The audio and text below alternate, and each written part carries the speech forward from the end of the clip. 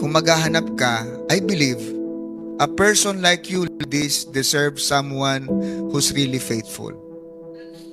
You deserve someone who will really love you for the rest of his life. Hindi basta lalaki ang pipiliin ninyo.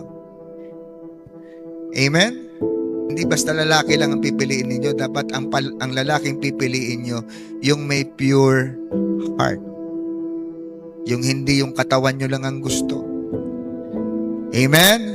Hindi yung mukha nyo lang ang gusto. Diba? May kantang ang lyrics ay sinasabi, I'm in love with your body.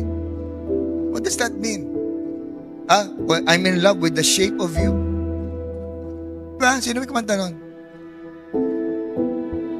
See? Ed Sheeran. Yun ang kanta niya. Yun yung ipinapasok niya sa isip ng maraming kabataan ngayon. I'm in love with your body. Diba? I'm in love with the shape of you. Mga ganun eh. So, paulit-ulit yan, yung lyrics na yan sa kabataan hanggang sa maging prinsipyo mo na yun. Maghahanap kayo ng babae, mamahalin mo, hindi siya, yung katawan niya.